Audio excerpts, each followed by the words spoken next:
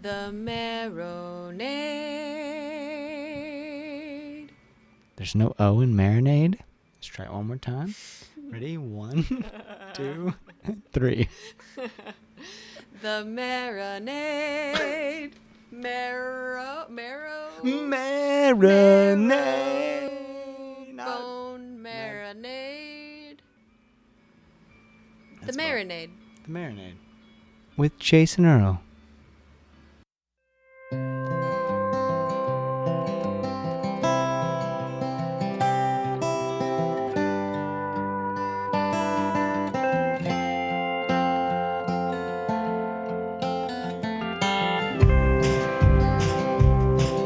I stare at my reflection through the bottles behind the bar. I didn't know hate could feel this good behind the wheel of a car. Welcome to The Marinade with Jason Earle, a free-flowing conversation about the creative process with creative people. This is episode 67, and our guest is Joshua Ray Walker. Josh's debut record, Wish You Were Here, was released in 2019, and the sophomore effort from the Texas troubadour called Glad You Made It came out to well-deserved high praise earlier this year. Really just a wonderful record, especially if you like country music. Great songs. He's an incredible songwriter, and he really knocked this one out of the park. We talked about that excellent new record. We talked about, of course, COVID-19 and how he's faring during the pandemic. It's so interesting to hear how everybody's doing, and then so much more during what was an absolutely delightful conversation. You can find all things Joshua Ray Walker at joshuaraywalker.com. Everyone, it is my great honor to present my conversation with Joshua Ray Walker. Please give me peace.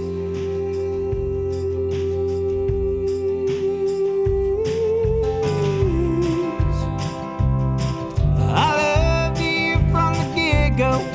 You saved me from a funeral pyre. I told you I loved you. You called me a liar. Yeah, I've carried fire and I've waded through a flood.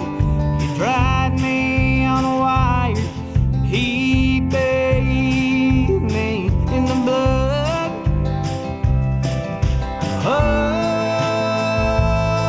Holy name, strengthens the beast. Hey, how you doing? Hey, buddy. I'm good. How are you? I'm doing all right. Man, thank you so much for doing this. I have been loving your record, and I'm super excited to talk to you, man. Oh, yeah, no problem. Thanks for having me on. Yeah, for sure. It's, I like your first record, and then all of a sudden it's like you're spoiling us with your prolificness. Like you turn around a year later and you've got another record, and it's another wonderful record. So can you talk a little bit about like what your process looks like? Are you constantly writing? Have those songs been sitting there for a while? What did that look like? Yeah, well, I was writing for about 10 years before I got to make a record. So I had quite a bit of material kind of stored up. And when I made the first record, I had just written some songs that I, of course, wanted to put out. It was exciting because they were new. And so it was about 50-50, old and new. And then when we started talking about this record, I kind of wanted to do the same thing. I wanted to draw on my old material and then, of course, write some new stuff. Overall, my writing process is pretty slow. To go from, idea to finished song is probably, maybe 6 months, something like that. But yeah, but I always have work in progress. Like I have a whole notebook of stuff. I probably have 60 songs that are, in the process of being written right now. So I write a lot, and I'm writing a lot of songs at the same time, but I don't just crank them out like one after the other, like a lot of people can and do. Right. So how do you know if you've got maybe 60 songs going? How do you know when you're sitting down to work? And I guess maybe we should back up.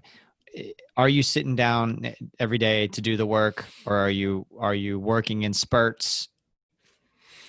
Um, I try to write pretty regularly.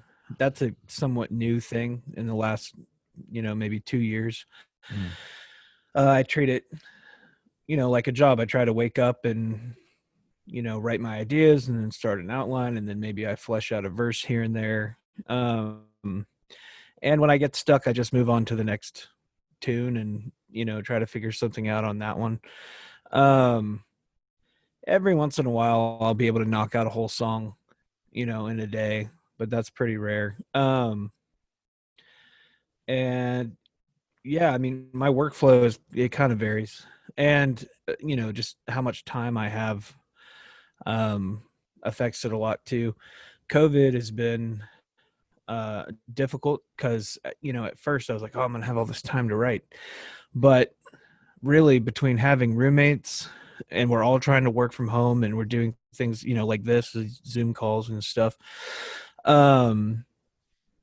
just trying to find a private place in the house to actually have time to write. And then also, this record took 5 times as much work to put out, so that people would actually hear it, just because the noise floor was so loud, surrounding the pandemic.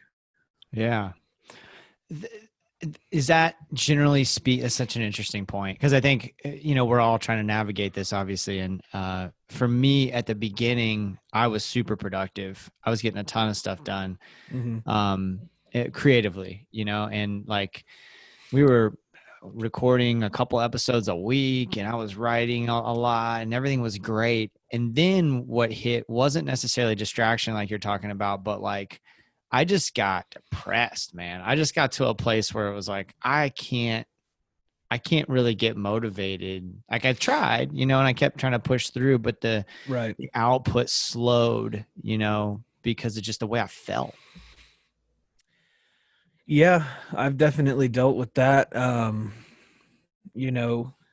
If you're prone to depression or anxiety, after a while you start to realize these cycles that you go through mentally, or at least I have, and I feel like a lot of other people kind of have as well. And it's like the cycle. If it's a 6-month cycle, now it's a 2-week cycle. And it's just like over and over. I'll have 2 days where I'm pumped and super excited about a project, and then 3 days where I just can't seem to get motivated, and then 2 days where I'm like, well, does this even matter? And then, skim for a week and then start over. And that's, that's happened a few times, but I started off, when all this hit, just really, the reality of it hit me pretty quick, pretty much as soon as South by was canceled. I realized kind of the weight, of this, and I had it explained to me by someone who works in festivals, what it would really take to come back, and just the insurance issues and just, everything. And so I was expecting a pretty long wait to get back on the road. So I definitely panicked for like 2 to 4 weeks and drank everything in the house. And then, eventually got my feet back under me. And I have a really creative, talented group of friends and artists here in Dallas. And we've all kind of just been motivating each other to be as creative and productive as we can right now, which has been really great. So luckily I've been able to finish quite a bit. But yeah, we totally had to pivot from what I thought 2020 would be. South by was going to be the announcement of my second record. I had some secret shows planned. I was supposed to be a special guest at the Luck reunion, and all these things were happening, and we had just put a music video out, and then all of a sudden we had to rethink the entire album launch. So it was yeah, I mean, it was something. And the rules kept changing constantly. So we would think we had a plan worked out, and then a week later that plan didn't work and we had to start again. And it was frustrating, but seeing now that it's kind of worked out, and I mean, not totally, but people are hearing the record and they're liking it. It's gratifying to kind of overcome this thing. Right. Yeah. Well, the album's great, and like it was gonna, it was gonna, and it's easy for me to say because I'm just the consumer of it, but it was gonna be heard. Those songs had to be heard. So it doesn't surprise me that it is getting out there and it's getting such great reception because it's just wonderful, man. And I do want to get into some of those songs, but you mentioned, that there was a stretch there where you drank everything in the house. What do you do? Because I can relate to that feeling and and going to that coping mechanism, the less healthy coping mechanism. What do you do to bring yourself back? What do you do for self-care in those depressed moments or those anxious moments? Like I mentioned earlier, if you are prone to these type of things, you start to recognize the issues. The older I get, the faster I recognize that I'm in a self-destructive, cycle. Right. So I kind of just allowed myself to do it and put an end date on it. And that's really, it was like, okay, when the alcohol is gone in the house, I'm not buying more. And I was sober for almost 40 days. Wow. And I can't say self-destruction and moderation is a good idea, but for me, it worked, in this one particular case. But yeah, I mean, I don't know. I guess it's more about recognizing your, recognizing your actions. And then for self-care, I mean, I've been cooking a lot, being on the road for the last 7 years, like 10, but really 7, pretty heavy. I just don't get to cook for myself very much. When I'm home, it's like a special occasion. So we're usually, eating out, or I'm eating from my favorite restaurants, because I'm only here for a short time or whatever. So a lot of cooking, kind of like spring cleaning. I've been getting rid of a lot of stuff, which has been really nice. Watching a lot of documentaries. Any particular documentaries stand out? I'm watching The Last Dance right now. The Chicago Bulls docuseries. It's really good. I love documentaries, so I'll watch any of them. But that one about beekeeping, the woman beekeeper who I can't remember the name of it, but it was very good. I struggled with The Last Dance because those guys were such larger than life figures for me growing up. And right. Like I would have been late middle school through high school when all that was happening. So they were heroes. I mean, Jordan was everything. And I know we've learned later on that Jordan is kind of an asshole, but watching those guys in such raw moments, like it's so real, and it was, I just couldn't get through it because I didn't want my memories to be tainted, so sure. I gave up on it. I know everybody loves it and everybody talks about it, and I wish I could contribute to the conversation, but I'm just like, one episode in, I was like, man, I don't want to tarnish what I thought of these guys, I think I'm in episode 5. I think however many there are total, I got one left.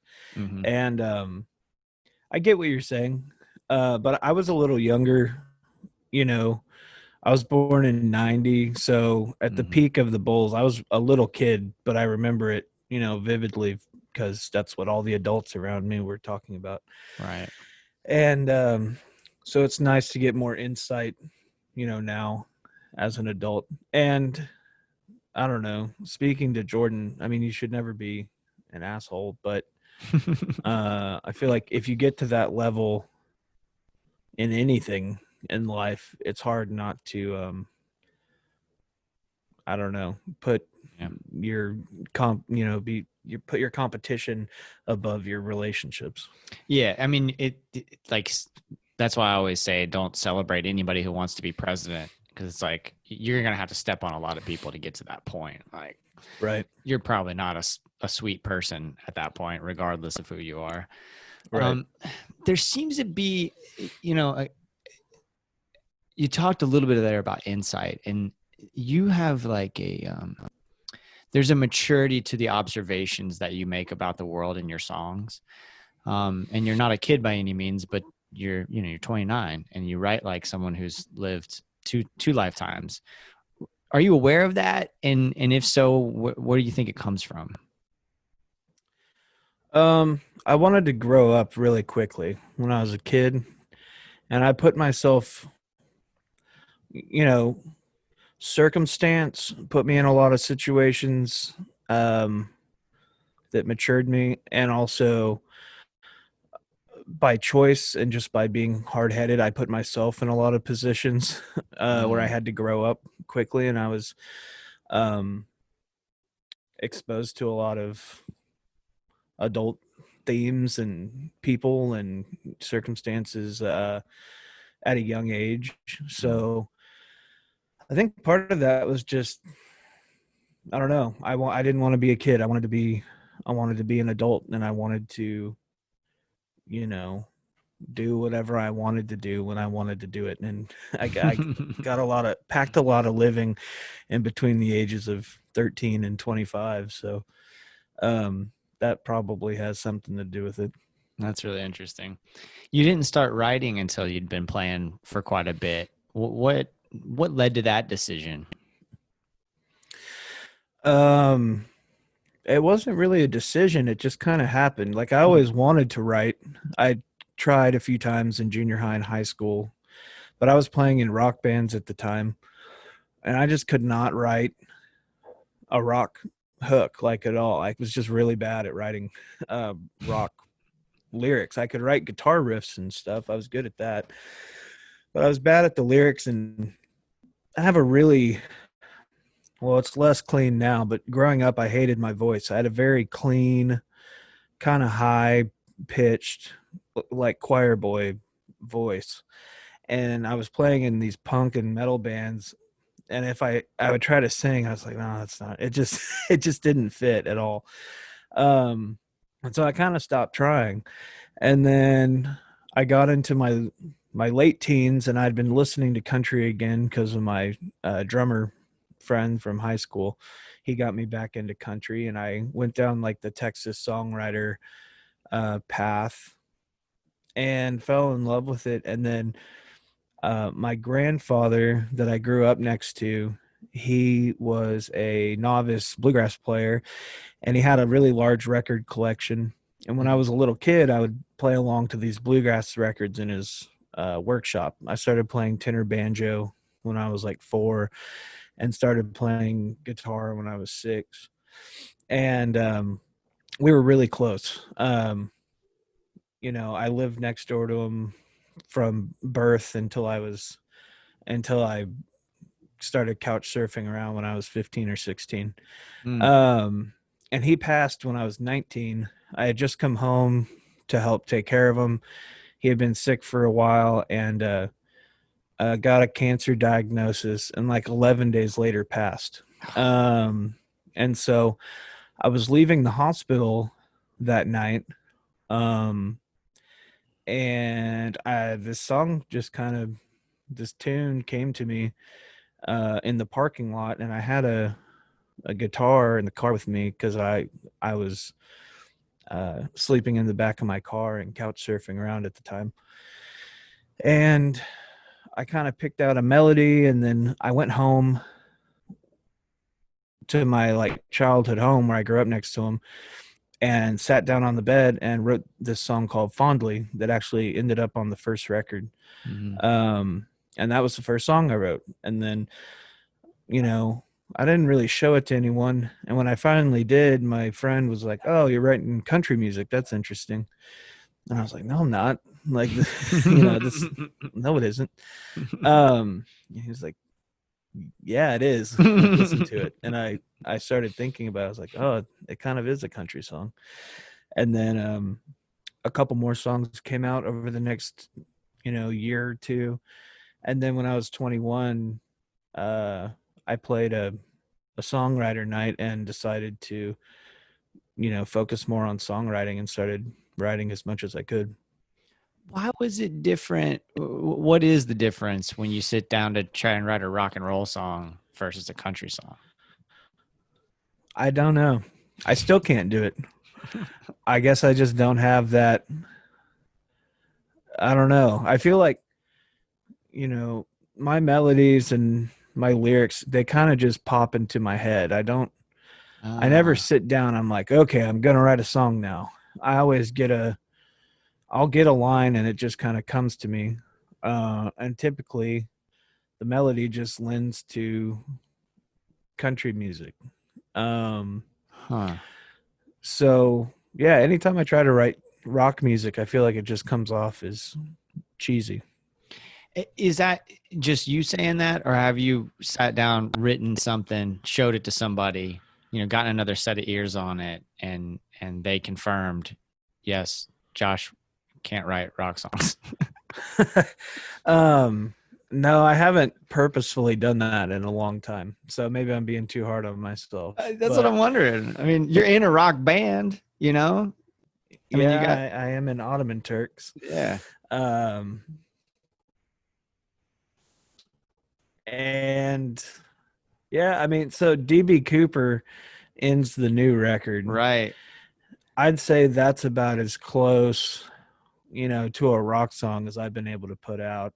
Okay. And if Burn It from the first record didn't have such a heavy kind of two-step swing to it, I'd say that could maybe be rock as well. But for some reason, they just make more sense as country songs. Right. Well, whatever is making you happy is making us happy. So that's great. But the being in the band, right, and then having your own stuff. Is it difficult to balance those two worlds? Because it seems like y'all are doing quite a bit with the band now. Is it difficult to balance those things, or is it just sort of, do you have it figured out? I definitely don't have it figured out. Yeah, I mean, it's not hard to balance, like to prioritize the two things, but it is hard to find the time to do, to give both projects their due justice. Ottoman Turks is an awesome band that I love playing in, and I try not to give my solo project any priority. And for years, my weekends were blocked off for Ottoman Turk shows. Mm-hmm. I played my first Ottoman Turk show the same week I played my first solo show back in 2012. Oh, wow. And they both have just grown, independently. And for a long time, I'd say until about, 2018. I mean, summer of 2018, Ottoman Turks was still a more popular band with a larger draw and better social media numbers. Just overall, Ottoman Turks was by far the bigger project. And so they got my weekends. Like, I played a lot of residencies during the week, and then we'd block off weekends. And if Ottoman Turks got a show, and I got a show, I played the Ottoman Turks show. Because it was, well, for one, it can be more fun, and also that was just the priority. It was the bigger band. And then when my singles started coming out for the first record, things started to take off, and then it became more of a juggling act for sure. Are you involved in the songwriting process with Ottoman Turks? I'm involved with the arrangement, mm-hmm. But Nathan typically writes all the lyrics. Okay. how do you think about the songs differently when you're coming at it from an arrangement standpoint versus when you yourself, do you have to put on a different sort of creative hat in order to do that versus writing your own songs, or does it all come from the same place? No, I'd say it's different. You know, Nathan brings he brings cowboy chords and lyrics to the practice room, and we flesh out the song, or a lot of times he'll come with a riff, kind of the main groove of the song, and it's in pieces. There's clearly a verse and a chorus, and we might, and then in practice we'll set the tempo, and we'll set the, we change time signatures or set the tempo. I'll write a riff, and Paul comes up with the drum beat, and Will comes up with the bass line. And songs, wildly change after Nathan brings them to us. Sometimes they don't change at all. Sometimes he brings us a song and we're like, yep, that's exactly how that goes.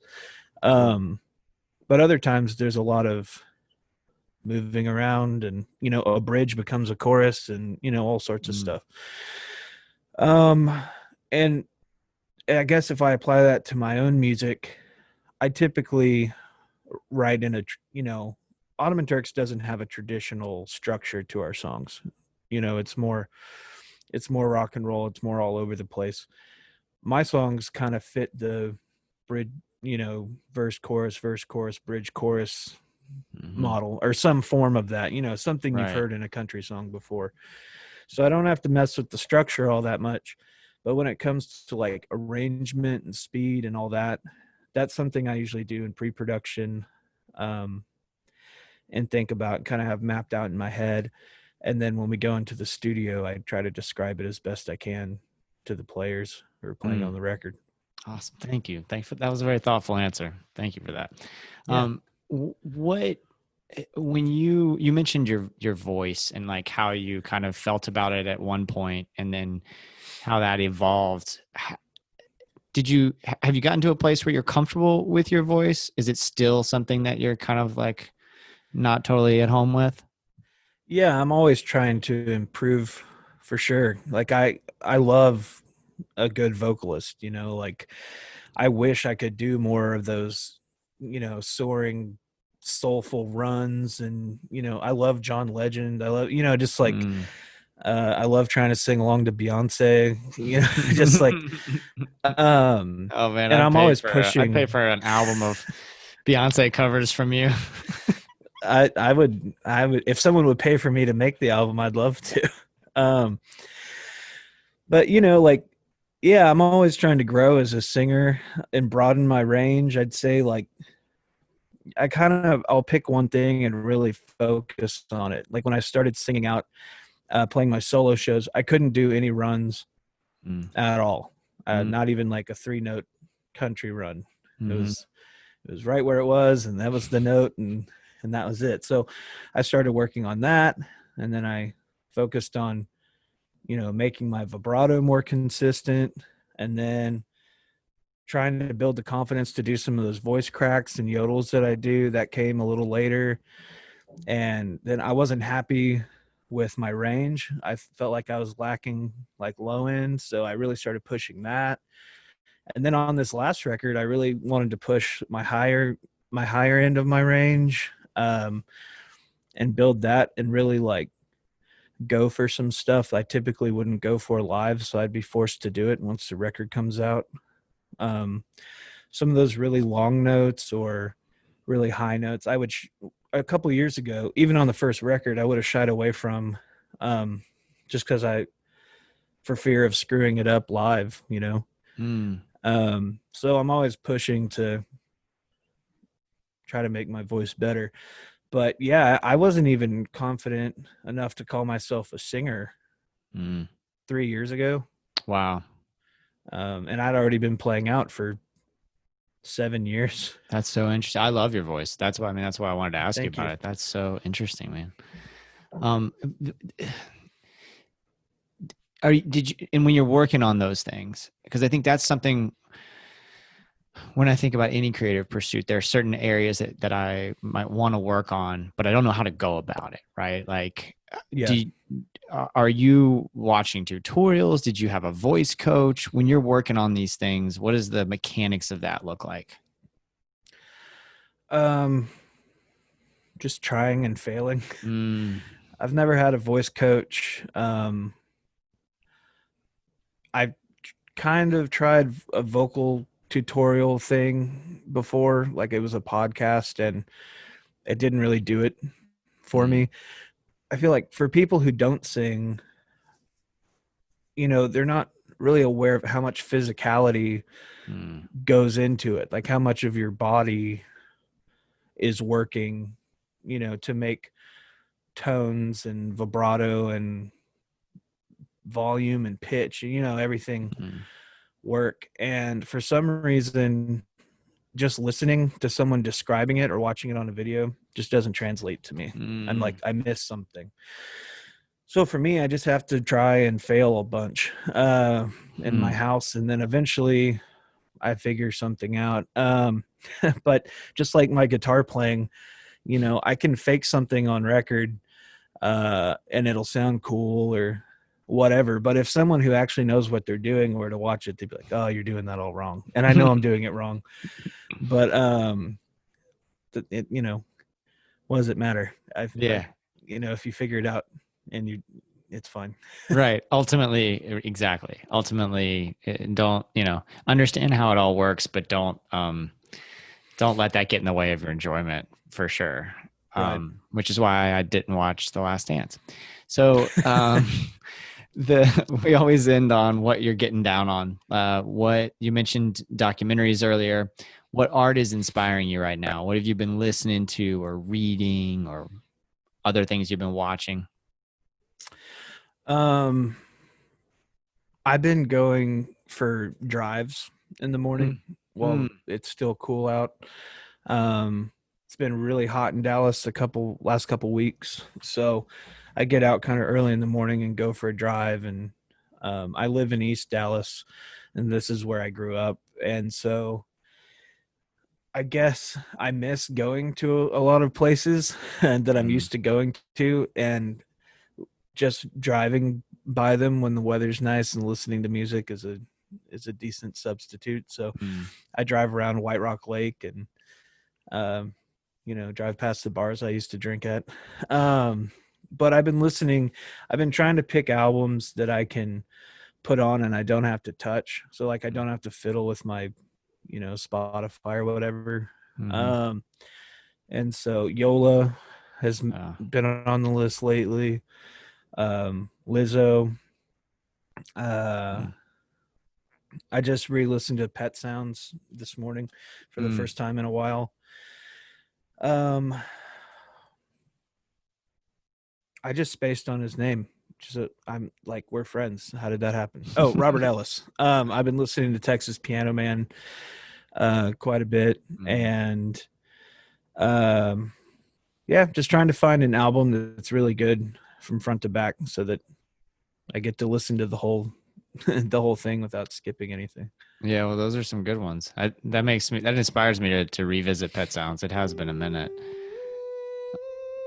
This has been a pleasure, man. Thank you so much. I really appreciate it. I'm really grateful for your time, and thanks for being so flexible about everything. Yeah, man, for sure. Thanks for having me. My pleasure. To do it. Awesome. All right, man. Take care. All right. Thank you.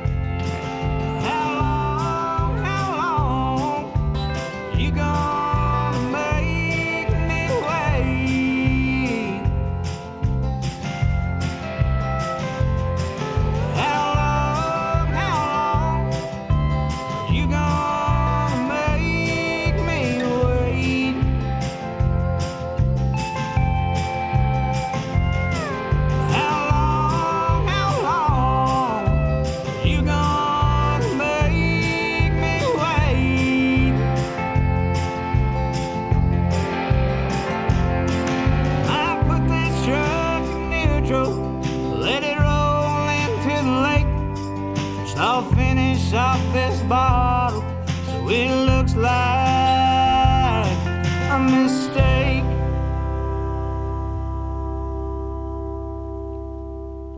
Joshua Ray Walker, y'all. Thank you so much, Josh. Thank you all for listening. What a pleasure. What an incredible songwriter he is, and a huge talent. Just really, really great songs and delivered in such a dynamic fashion. I've actually never had the pleasure of seeing Josh live, and I really hope that someday very soon that can be a reality. I hope y'all are hanging in there, everybody. I'm thinking about everybody out there, folks who I haven't had a chance to connect with in person in a long time, as well as folks that I thankfully get to connect with on Instagram or Twitter. We're no longer on Facebook, and it feels good. But connect with us on Twitter. Connect with us on Instagram. You can go to marinadepodcast.com to keep up with all things The Marinade as well. Give us a rating on your podcast app. Give us that 5-star rating if you like what we're doing.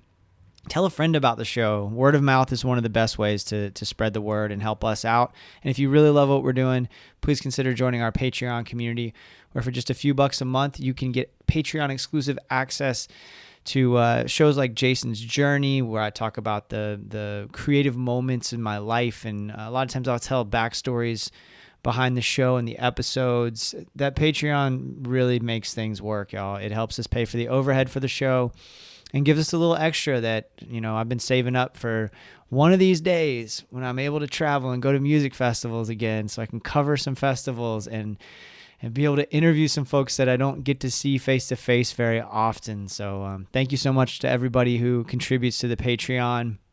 You don't have to contribute to the Patreon by any means. All those free things are really huge helps. Also, a not so free thing is we've got our hats, and they look great. They're black and white. They're by Dome Hats out of Jacksonville, Florida. marinadepodcast.com/store for that. All things Josh at joshuaraywalker.com. Go get a copy of his record, y'all. It's just wonderful. And if you haven't gotten into it, trust me, you'll dig it. All right, y'all, it's time for What I'm Getting Down On, the segment of the show where I talk about the art that is inspiring me at the moment. Like a lot of folks, this is going to be a little different one. Like a lot of folks who listen to Americana and folk music, I and the show in the greater show community are mourning the loss of Justin Townes Earle. I only met Justin once, and I didn't know how to go about this because he wasn't like a personal friend of mine by any means, and I never had the pleasure of having him on the show. But his art meant so much to me, and everybody grieves differently. And I know people who don't grieve for folks that they don't personally know. But I am not one of those people. I grieve for people whose art has meant so much to me because I feel such a connection with them, even if I don't know them personally. And I don't think one is better than the other. I think everybody's entitled to whatever they need to do to grieve. One of the ways that I get through those moments, whether it's someone I know personally, which can often be very devastating for me, or if it's someone whose art I loved or someone who I knew kind of more on the periphery, is I write. And the other morning, right after Justin passed, I got up and wrote. And it's not a polished piece, and I don't know if I'll ever actually publish it, but I thought I'd share at least part of it just because I've been listening to his music a ton since he passed. There's plenty of other art that I'll talk about in the next couple of episodes, but Justin's what's been on my mind. So I thought I'd share this little piece that I wrote. Again, not particularly polished. I'm not making excuses. I just want you to know this is just kind of me bearing my heart. I wrote it as sort of like a letter to him. Your dad was the reason I got into so many things. He changed my sense of what it meant to be country or rock or folk. He had a swagger with which I could identify, but was so much cooler than I could ever dream of achieving. Steve Earle was the reason I got into your music. Your music is the reason I became a lifelong fan. I saw you play drums with him circa 2004 at the Florida Theater in Jacksonville. My dad was with me. It seems like our relationships were very different, but that memory will be forever linked to fathers and sons for me. Your debut collection of songs came out about the time I was mounting my first attempt at being an adult. That attempt face planted, but the themes of Yuma and your subsequent gorgeous records resonate with me. I never took to drugs, but my demons are nonetheless real. My father was very active in raising me, and unlike yours, but we still have a lot of work to do in our relationship, and we do. You opened for Lucero in New York circa 2007. The venue was a cruise that started in the Hudson and then rolled around the tip of Manhattan. The boat kissed up against the Statue of Liberty and under the Brooklyn Bridge before returning to port. I drank too many beers that day, but still the memory is very much seared in my mind. I was in love at the time and spending a lot of my time flying between Florida and New York. A few years later, you wrote about being broke in Brooklyn, sharing a tiny apartment and going through the humanness of sharing such a small space with someone. The reality of getting up and going through the grind with a person you love in a place that's often glamorized yet misunderstood. My relationship ended just before the record was released. And hearing your perspective, a man around my age who took a different but somewhat parallel path, helped me understand the decisions I was making. Your art helped me process. One of your greatest gifts was telling other people's stories. Sure, your dad has the same power, but you found your own way. Your voice is not his. You were your own artist. The next time I had the honor of seeing your talents was my first trip to Spirit of the Swanee Music Park. I couldn't afford a full camping pass at the time, so I camped at a county park about half an hour out of town. Jason Isbell had recently released Here We Rest, and he was on the bill as well. It was you, Jason, and Jim Lauderdale, who played in the round at like noon. Jim, the legend, was in the middle, and Jason staged right, you staged left, as I remember it. At the time, Isbell's Alabama Pines was not exactly a household tune, nor was his name a household name. I remember people in the crowd looking at each other and saying things like, who is that guy? Oh, he's from that one band, the North Mississippi. No, the Drive-By Truckers. And when Jason let loose with that now classic Alabama Pines, you had to physically cover your mic to keep from singing over him. Later that night, you played a full band show. Even with all those names, your set was the highlight of the festival for me. A festival that included, as I mentioned, Jason Isbell in the 400 unit, Jim Lauderdale, and all the normal Swanee favorites. You opened up for Warren Haynes a few years later. It wasn't your best. You seemed tired. My friends commented about your voice. And I got defensive, even though it was clear you weren't totally on top of your game that evening. But judging wasn't in the cards. You would have been a sophomore when I was a senior if you hadn't dropped out of school. We didn't grow up in the same place. But in so many ways, it seems like you accomplished and overcame much more than me in your short time with us. One thing I feel confident about is that your work has made a profound mark on my life. I got to your work because of your name, and once there, I was easily able to separate the lineage. That is until this moment. You're gone, and your family's still here.